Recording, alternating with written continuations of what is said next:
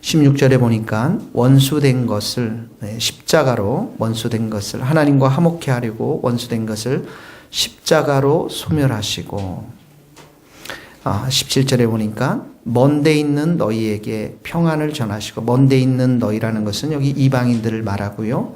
가까운 데 있는 자들을 유대인들을 말하면서 평안을 전하셨으니 이렇게 말하고 있습니다.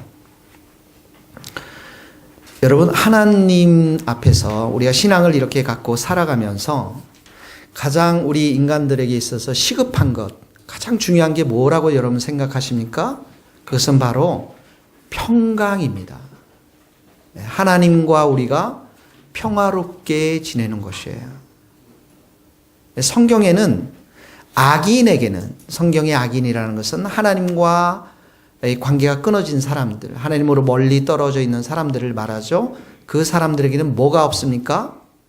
평강이 없습니다. 거기 한번 여러분 읽어보도록 하겠습니다. 우리가 프린트 주보에 나와 있습니다. 이사야서 57장 19절 같이 한번 읽어봅시다. 큰 목소리로 입술의 열매를 시작. 입술의 열매를 창조하는 자 여호와가 말하노라. 먼데 있는 자에게든지 가까운 데 있는 자에게든지 평강이 있을지어다. 평강이 있을지어다. 내가 그를 고치리라 하셨느니라.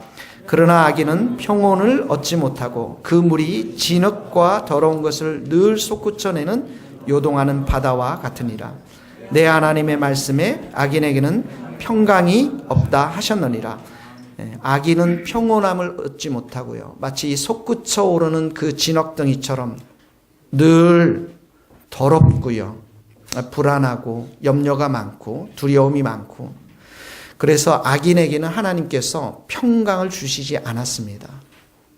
로마서에 가보면은 이렇게 의인이 하나도 없다고 말씀했어요. 성경에 보면 의인이 하나도 없으며 이렇게 말씀하시면서 저희 입에는 저주와 악독이 가득하고 저희 발은 피를 흘리는데 빠른지라 파멸과 고생의 길에 있고 그리고 평강의 길을 알지 못하였고 이렇게 나와 있습니다.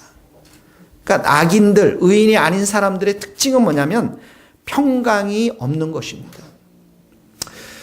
이 세상에는 하나님의 힘이 작용하는 사람들이 있고 마귀의 힘이 작용하는 사람들이 있습니다. 여러분 에덴의 동산을 곰곰이 생각해 보십시오. 그 안에는 안식이 있었습니다. 타락하기 전에는 평강이 있었어요. 친밀한 하나님과의 교제가 있었어요. 불안이 없습니다. 염려가 없었습니다. 근데 타락하고 나서 또 인간들에게 또 다른 힘이 작용합니다. 그게 뭐냐면 마귀의 힘이 작용하는 거예요. 그래서 마귀의 힘이 작용하는 곳에는 평안이 없습니다. 평강이 없고 두려움이 있고 부끄러움이 있고 불안함이 있고 염려가 있는 것이죠. 이 타락하기 전에 아담과 이브를 향해서 고백한 그 고백이 있지 않습니까? 내 뼈 중에 뼈요 내 살 중에 살이니라. 하나가 되었다라는 거예요. 그 안에 평안이 존재했다라는 것이죠. 그런데 이런 고백을 하기가 지금 매우 어렵습니다. 너는 내 원수 중에 원수요 또 원수 중에 원수니라. 그리고 우리가 그 타락하기 전에는 옷을 다 벗었는데 부끄러움이 없었습니다. 수치가 없었다라는 것이죠. 그러나 타락한 이후에는 어떻게 합니까? 사람들이 아담과 이브가 하나님의 낯을 피하여 숨었다라고 했습니다. 그리고 벗었으므로 내가 부끄러워하고 숨었나이다. 하나님과 멀어지면 멀어질수록 여러분들 우리 인생을 이렇게 보면 우리의 신앙을 보면 도망가고 싶어요. 기도의 자리, 말씀의 자리, 예배의 자리 나오기를 싫어하는 거죠. 한번 거기 한번 읽어봅시다. 창세기 2장 25절 아담과 시작. 아담과 그의 아내 두 사람이 벌거벗었으나 부끄러워하지 아니하리라. 창세기 3장 8절 동산에 거니는 여호와 하나님의 소리를 듣고 아담과 그의 아내가 여호와 하나님의 낯을 피하여 동산나무 사이에 숨은지라. 여호와 하나님이 아담을 부르며 그에게 이르되 내가 어디 있느냐. 이르되 내가 동산에서 하나님의 소리를 듣고 내가 벗었으므로 두려워하여 숨었나이다. 이 타락하기 전에 아담과 이브를 보세요. 부끄러워하지 않았어요. 그리고 주님과 친밀한 관계에 있었어요. 평안이 존재했어요. 그런데 타락한 이후에 뒤에 보면 하나님의 낯을 피했고 부르는데 숨었습니다. 도망갔습니다. 그러니까 우리가 정말 하나님과 좋은 관계, 평안의 관계를 맺지 못하면 우린 숨기를 좋아해요. 도망가기를 좋아하는 사람들이죠. 우리의 삶은 매일의 삶이 전쟁터입니다. 그래서 여러분의 삶 가운데 항상 나타나는 군대 장관이 있습니다. 누구십니까? 골리앗입니다. 골리앗이 나타나는 겁니다. 그래서 끊임없이 여러분들을 모욕하는 거죠. 골리앗이 나타나서 이스라엘 군대를 모욕하죠. 사울과 이스라엘의 모든 사람들이 어떻게 합니까? 그 모욕 소리를 들면서 크게 놀라고 두려워하고 도망가 버렸습니다. 우리 인생 가운데서도 끊임없이 우리를 두렵게 하는 것들이 있어요. 우리를 두렵게 하는 사람들이 있어요. 두렵게 하는 돈이 있습니다. 두렵게 하는 것들이 있습니다. 수많은 골리앗들이 우리 주위에 존재합니다. 우리를 모욕합니다. 고소합니다. 끊임없이 우리를 우울하게 만들고 좌절시키고 낙담시키는 것이죠. 그런데 다윗이 뭐라고 말했습니까? 이 사람이 누구이기에 살아계신 하나님의 군대를 모욕하겠느냐. 다윗이 이렇게 고백합니다. 그러면서 전쟁은 하나님께 속했은즉 그 구원이 칼과 창에 있지 않는다라고는 위대한 고백을 하는 것이죠. 이것이 바로 하나님이 이 다윗에게 준 믿음이요 평강인 것입니다.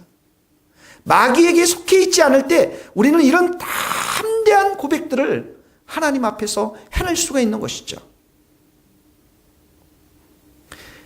바울이 로마로 잡혀가는 그 시절에 풍랑을 만나지 않습니까? 모든 사람들이 두려워했습니다. 오랫동안 며칠 동안 먹지도 못했습니다. 큰 폭풍이었습니다. 근데 바울이 이렇게 고백합니다. 두려워하지 말라. 내가 가이사 앞에 서야 하겠고 안심하라. 하나님이 내게 말씀하셨느니라. 가이사 앞에 분명히 서리라고 하나님이 내게 말씀하셨느니라. 그리고 하나님의 말씀하신 대로 그대로 되리라고 나는 하나님을 믿노라. 이렇게 고백하는 것이죠. 근데 그 믿음의 고백들을 할 때 속으로는 두렵고 떨려가지고 염려가 많아가지고 그런 고백을 했겠습니까? 지금 강풍이 막 이렇게 일고 있고 내 인생 가운데 골리앗 장군들이 이렇게 나타났는데 불안하면서 염려스러우면서 이런 고백을 했겠습니까? 아닙니다. 그들의 인생이, 그들의 신앙이, 그들의 삶이 하나님께 완전히 속해 있기 때문에 이런 담대한 고백을 하는 거예요. 평강을 주어주는 것이죠. 평안을 주시는 거예요. 여러분, 우리가 골리앗 한 명 무너뜨리면 또 다른 골리앗이 또 나옵니다. 강풍 하나 잠재우면 또 강풍이 나옵니다. 그래서 우리는 골리앗과 강풍들을 잠재울 수가 없습니다. 인생이 끝나는 그날까지, 주님이 오시는 그날까지. 그러나 어떡합니까? 우리에게는 하나님이 주시는 평강이 있으면 우리가 이겨낼 줄로 믿습니다.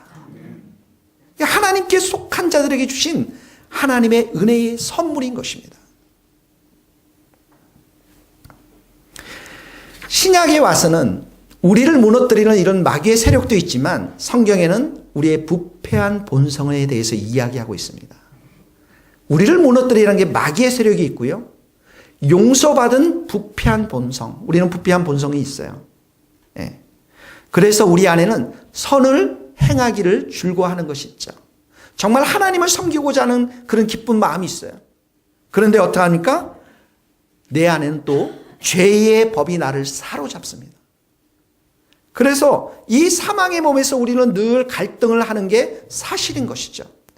여러분, 한 주간도 얼마나 많이 갈등했습니까? 어려움이 많았죠. 하나님 앞에서 우리가 이 사망의 몸으로 인해서 섬기지 못했던 그런 안타까움들이 우리들이 있습니다. 거기 한번 읽어봅시다. 로마서 7장 21절 곧 선을 행하기 시작. 곧 선을 행하기 원하는 나에게 악이 함께 있는 것입니다. 내 속으로는 하나님의 법을 즐거워하되 내 지체 속에서 한 다른 법이 내 마음의 법과 싸워 내 지체 속에 있는 죄의 법으로 나를 사로잡는 것을 보노라. 여기 보세요. 선을 행하는 것, 하나님 법을 즐거워하는 것, 또 근데 죄의 법을 나로 사로잡는 것. 이 두 갈등이 있어서 바울이 고백하죠. 이 사망의 몸에서 누가 나를 건져줄까? 구원할까? 그런데 그 다음 절에 곧바로 고백하잖아요. 하나님께 감사하리로다. 하나님께 속한 자들의 고백입니다. 왜 그렇습니까?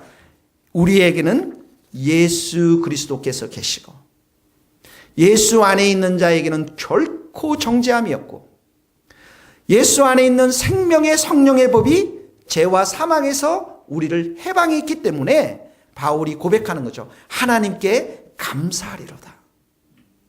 여러분의 육신의 연약함으로 인해서 한 주간 동안 힘들고 어려웠고 주위에 있는 사람들을 통해서 힘들고 어려웠던 그 마음, 예수님께서 보혈의 피로 이 시간 다 정결케 하고 씻어주시고 여러분들을 해방시켜 주시고 자유를 주시고 평안을 주시고 기쁨을 주시는 그 하나님을 여러분 믿음의 눈으로 바라볼 수 있기를 바랍니다. 하나님이 주시는 거예요, 여러분. 그래서 여러분, 하나님을 알지 못하는 사람들은 늘 불안합니다. 그래서 무언가를 끊임없이 나서야 되고요. 무슨 공부를 끊임없이 해야만 되고 언제나 사람들을 만나야 되고 계속적인 불안한 가운데 그 마음에 참된 안식과 평강이 없는 것이죠. 그래서 그 마음을 이렇게 보면은 정말 여러분 그 일본에서 쓰나미가 막 몰려오지 않습니까? 쓰나미가 몰려올 때 어떡합니까? 온통 집들과 쓰레기 더미들이 그 바다 위에 막 둥둥둥둥 떠서 다니지 않습니까? 그런 사람들의 마음처럼 평안이 없다라고 하는 것이에요. 이게 하나님을 알지 못하는 자들, 하나님의 은혜를 체험하지 못한 사람들의 특징이라는 것이죠. 여러분 김동호 목사님 잘 아시죠? 김동호 목사님이 교회 개척을 하시고 초반에 이제 어려움을 겪었는데 그 어려움이 뭐냐면 김동호 목사님이 그 교회 개척하고 얼마 안 있어서 비판을 받았는데 연봉이 1억이 넘는다라고 하는 소문이 번져가지고 그 비판의 인터넷에 비판의 글들이 많이 떴었습니다. 비판의 글들이 한 8,000개 정도 김동호 목사님을 향해서 이렇게 써있는데 목사님께서 그 8,000개를 다 읽으셨대요. 악성 댓글이 있어. 그리고 나서 몸져 누웠다는 거예요. 이러면서 내가 죽을 수도 있구나 할 정도로. 여러분 인터넷에 여러분이 비방하는 걸 보셨어요? 저는 봤잖아요. 8,000개를 읽었으니까 몸 좀 눕지 않았겠어요? 이렇게 사람들이 이런 글을 쓰면서 자살할 수 있겠구나 하는 것들을 그때 경험하면서 누워있는데 하나님 말씀이 떠올라서 시편 3편을 읽어보니까 이 말씀이 기록되어 있습니다. 내가 누워 자고 깨었으니 여호와께서 나를 붙드심이라. 천만인이 나를 에워싸 진친다 하여도 나는 두려워하지 아니하리라. 천만인이 너를 죽이려고 하는 사람들이 8,000명이 아니라 10,000,000명이 달라붙어도 10,000,000명이 달라붙는 그 상황에 여러분 잠이 올 수 있습니까? 근데 다윗이 이렇게 간단하게 말합니다. 참 잘 수 있다. 내 안에 평강이 있을 수 있다. 왜 그렇습니까? 여호와께서 나를 붙드시고 계시기 때문에 그렇다. 하나님이 여러분들을 붙들어 주시면 정말 골리앗이 아니라 또 여러분 안에 부패한 본성들이 아니라 무엇이 내게 다 달려온다 할지라도 여러분의 심령을 하나님께서 평강으로 지켜주실 줄 믿습니다. 하나님이 여러분들을 붙들고 계세요. 하나님이 여러분의 가정을 붙들고 계시고 하나님이 우리 교회를 붙들고 계시는 줄 믿습니다. 그래서 이 위대한 길, 하나님이 주시는 이 평강의 길을 여신 분이 누구냐면 예수님의 십자가, 예수님이시라는 거예요. 거기 한번 18절 한번 읽어봅시다. 에베소 2장 18절 다 같이 시작. 이는 그로 말미암아 우리 둘이 한 성령 안에서 아버지께 나아감을 얻게 하려 하심이라. 자, 여기 중요합니다. 아버지께 나아감을 얻게 하려 하심이라. 기독교 신앙의 진수가 여기 담겨져 있어요. 가장 영광스러운 말씀입니다. 우리가 하나님 앞에 나아감을 얻었다. 여러분, 교회는 무엇입니까? 제가 다녔던 예전에 교회에는 보니까 한 분의 이제 집사님이 많은 일들을 많이 하세요. 모든 일들을 다 하시더라고요. 뭐 애경제사도 챙기고 잔치도 챙기고 모든 일들을 다 하세요, 이분이. 그리고 이제 그 교회에서 필요한 물품 이런 것들도 이분의 회사에서 다 공급하고 다 하시더라고요. 정말 사람들이 보기에 이분이 놀라운 섬김의 사람, 일의 사람이었어요. 근데 제가 설교를 할 때 보면 이분은 항상 30분이 지나고 나서 교회를 들어오세요. 그리고 맨 뒤에 저기 앉아서 있다가 하세요.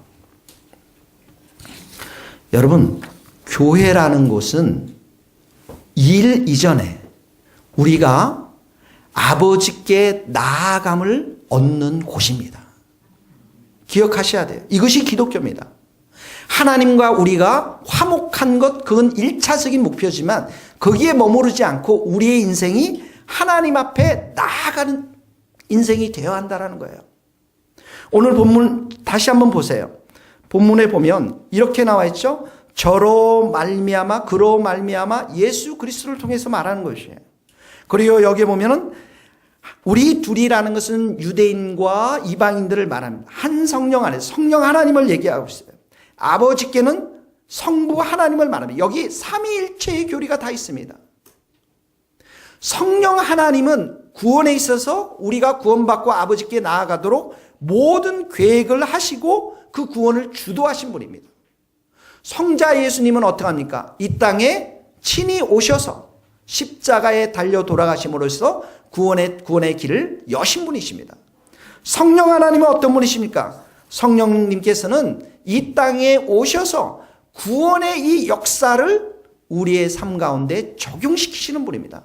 여러분들에게 눈을 여시고 마음의 문을 여시고 영안을 여셔서 예수님을 바라보게 하시고 죄인임을 깨닫게 하시고 그리고 구원받게 하시는 그 역할을 하신 분이 누구냐면 예수님이십니다. 그래서 이 삼위일체의 하나님께서 이 본문 지금 절 안에 고스란히 담겨져 있는데 우리 인생을 하나님 앞으로 나아가도록 그런 구원의 역사를 이루어 주셨다라는 거예요. 제가 질문해 보겠습니다. 이번 한 주간 하나님 앞에 여러분 잘 살고 잘 사시다 돌아오셨습니까? 네, 우리 권사님들 3분 정도만 아멘 하셨네요. 거기 한번 베드로전서 3장 18절 읽어봅시다. 뒷장입니다. 뒷장 베드로전서 3장 18절 그리스도께서 시작. 그리스도께서 단번에 죄를 위하여 죽으사 의인으로서 불의한 자를 대신하셨으니 이는 우리를 하나님 앞으로 인도하려 하심이라.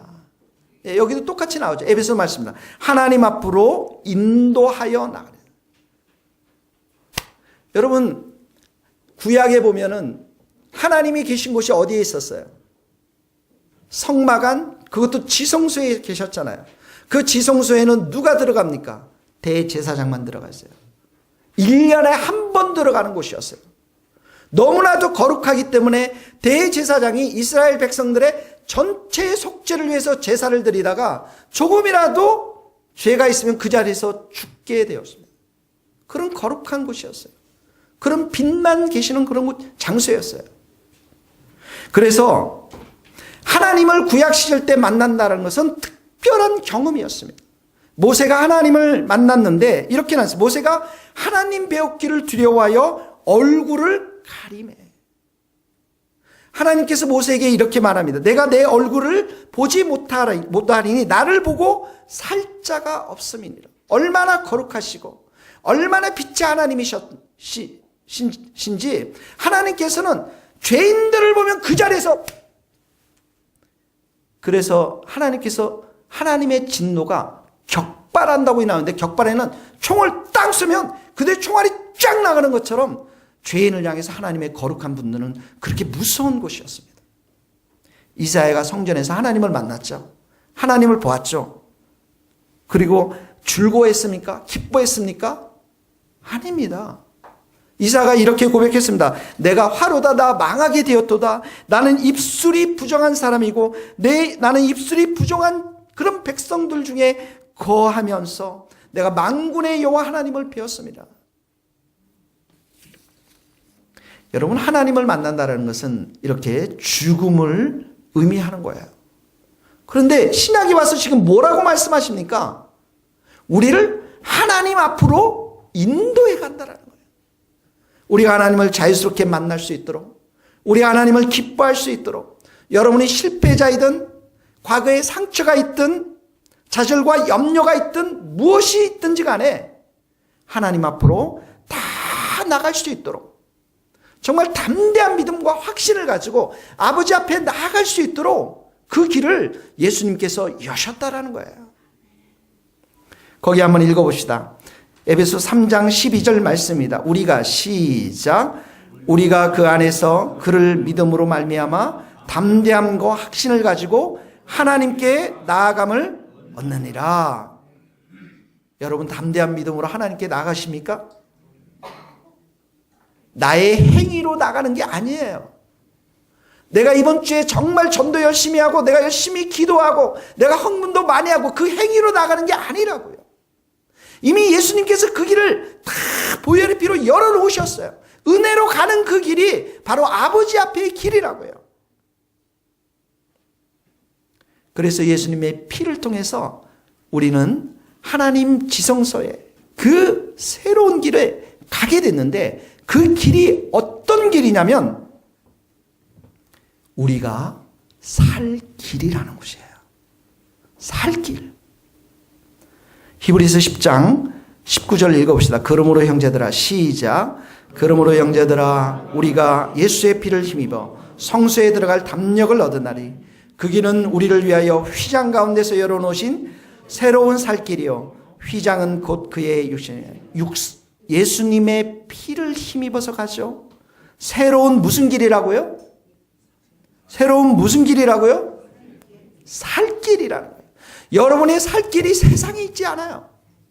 여러분의 살 길이 여러분의 그런 세상 가운데 있는 것이 아니라 내 인생이 얼마나 그 지성소 안으로 들어가느냐, 내가 얼마나 하나님 앞에 지금 살고 있느냐, 그분을 만나고 있느냐, 거기에 여러분의 살 길이 있다라는 거예요.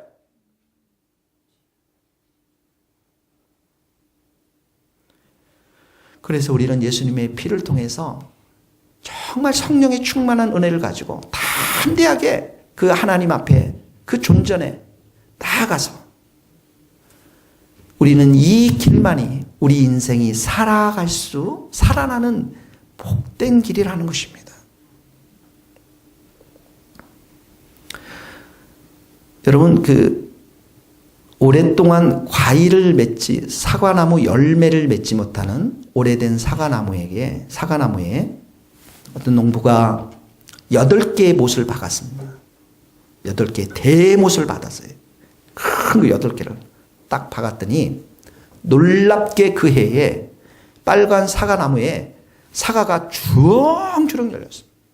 못을 박으니까 사과나무가 충격을 받아가지고 자기의 일을 행하는 것이죠. 미국의 작가 중에 제임스 미치너라고 하는 작가가 있는데, 이분이 바로 45살 때 그 농부로부터 이런 지혜를 얻었습니다. 그리고 그의 나이 80세 때 이 제임스의 위기가 찾아왔어요. 심장 수술을 했습니다. 고관절 수술도 했습니다. 그리고 이 현기증이 너무나도 많이 나는 거예요. 그 위기 속에서 이 모든 것들이, 이런 나의 육신을 힘들게 하는 이 모든 것들이 대못이라는 사실들을 깨달으면서 그 사과에게 못 박은 그 대못들을 기억하면서 하나님 앞으로 나아가는 시간들을 갖게 됩니다. 그러면서 이 사람이 그 80대 때 작가로서 가장 왕성한 집필들을 해내는 것들을 보게 되었습니다. 여러분들에게 지금 주어지는 그 대못들, 그 삶의 위기들, 그 모든 것들은 하나님 존전에 나아가야만, 지성소에 나아가야만 풀릴 수 있는, 열매 맺을 수 있는 그러한 것들이라는 거예요. 여러분들이 그 대못 때문에 힘들어하고 좌절하고 낙심하고 절망하고 염려하고 걱정하고 그런 것이 아니라 정말 지성소에 가서 그 길을 활짝 열어놓으신 하나님의 그 존전에 가서 하나님 앞에 참으로 호소하며 나아갈 때만이 하나님께서는 그 위기의 대못들을 가지고 여러분의 인생 가운데 열매를 허락하실 줄 믿습니다. 그래서 우리가 아버지 앞에 이렇게 나아갈 때, 하나님의 지성소에 나아갈 때 두 가지의 구체적인 의미가 있습니다. 하나는 뭐냐면 그 하나님과 함께 우리가 교제하는 것이에요. 교제하는 것.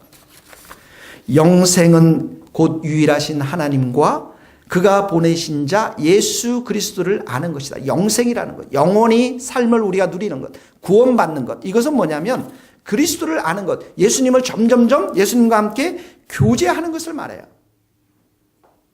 요한일서 1장 3절을 읽어봅시다. 우리가 보고 시작. 우리가 보고 들은 바를 너희에게도 전함은 너희로 우리와 사귐이 있게 하려. 우리의 사귐은 아버지와 그의 아들 예수 그리스도와 더불어 누림이라. 우리가 이것을 쓰면 우리의 기쁨이 충만하게 하려면. 여기 보세요. 사귐이 있다고 했어요.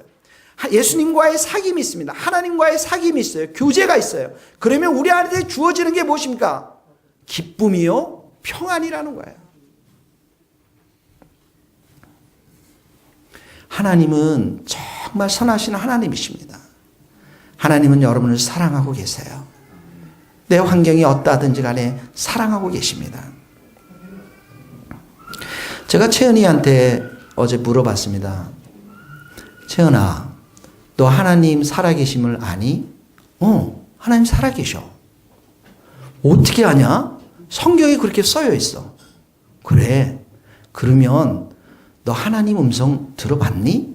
아니, 못 들어봤는데? 네가 살아있다고 얘기했잖니.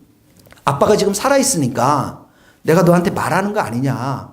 그럼 너 하나님 음성을 들어야 될 거 아니야.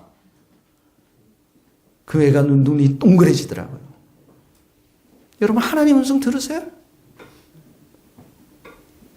하나님의 음성의 확실한 음성은 성경에 기록되어 있습니다.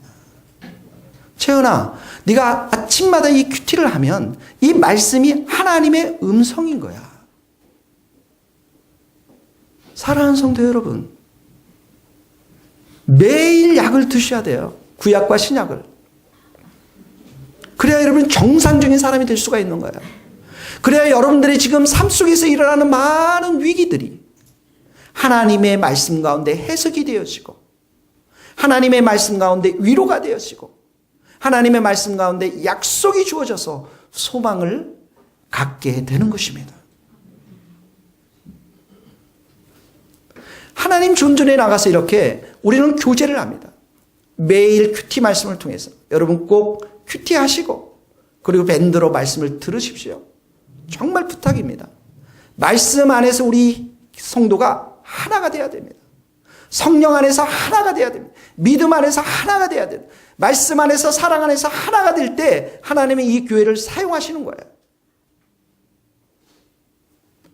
두 번째는 우리가 아버지 앞에 나간다는, 그분 앞에 교제하지만 나간다는 의미는 기도하는 거예요. 그래서 여러분들이 기도 응답이 많으면 신앙생활에 힘을 얻을 수가 있는 것입니다.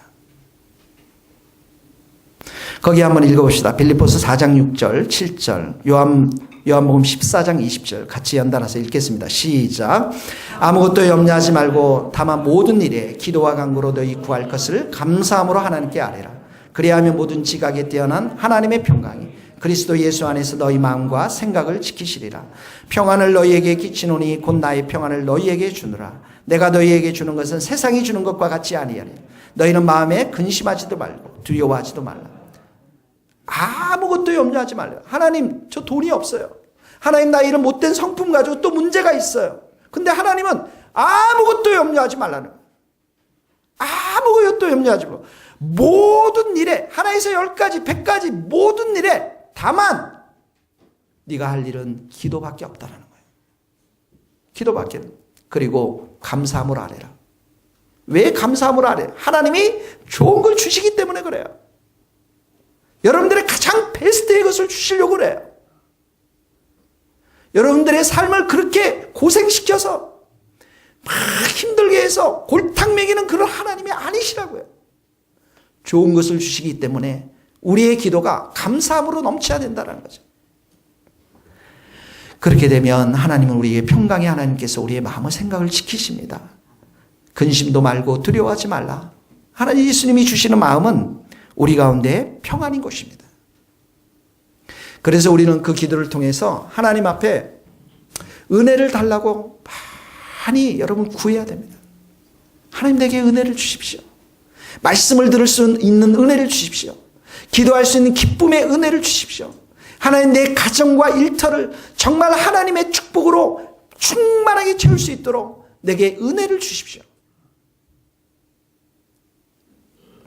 거기 한번 히브리서 4장 16절 그러므로 시작 그러므로 우리는 긍휼하심을 받고 때를 따라 돕는 은혜를 얻기 위하여 은혜의 보좌 앞에 담대히 때를 따라 돕는 은혜를 얻기 위하여 항상 여기 때를 따라 돕는 게 항상 은혜를 얻기 위해서 은혜의 보좌 앞에 담대히 나가는 것입니다.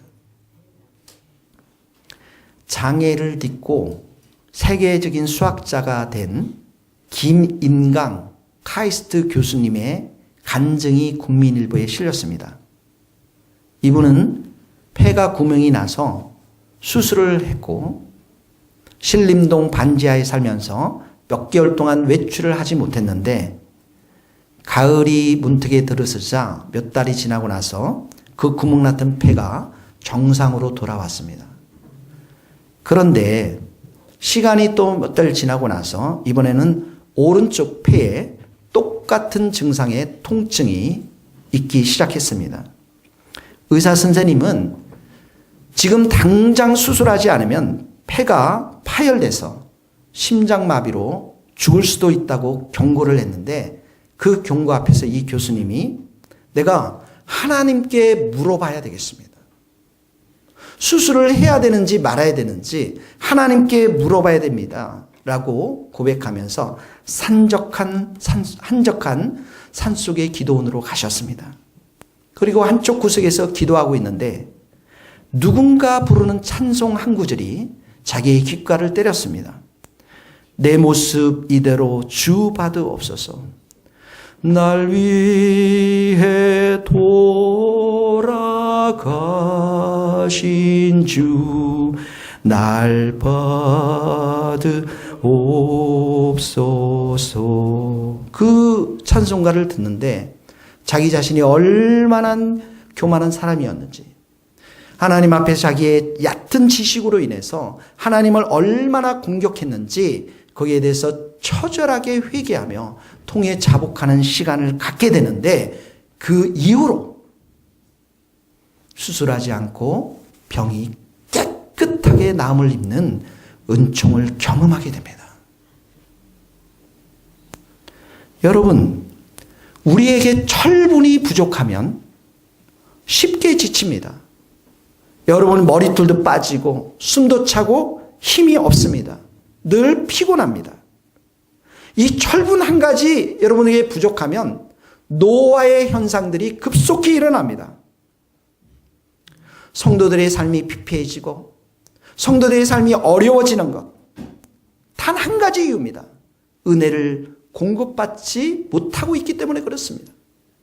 내 상황에 여러 가지 이유들로 인해서 염려와 걱정들이 쉴 수 없이 솟아나는 것은 내가 바로 하나님의 은혜를 충만히 공급받지 못하기 때문에 일어나는 것입니다. 사랑하는 성도 여러분, 하나님의 은혜만이 여러분의 부패한 본성을 치유할 수 있습니다. 하나님의 은혜만이 여러분들의 가정을 회복시킬 수 있습니다. 하나님의 은혜만이 여러분의 일터 가운데 열매를 맺게 할 수가 있는 것입니다. 하나님의 은혜만이 이 교회가 든든히 서나가게 될 줄로 믿습니다. 그러므로 사랑하는 성도 여러분, 그 은혜에 목말라하며 그 길을 활짝 열어놓으신, 아버지 앞으로 달려갈 수 있는 그 길을 활짝 열어놓으신 그 주님의 은총을 기억하면서 날마다 하나님의 전전에서 하나님을 기뻐하며 사랑하며 높여드리며 기도할 수 있는 우리 모든 성도들이 될 수 있기를 주님의 이름으로 축복합니다. 찬송 부르겠습니다.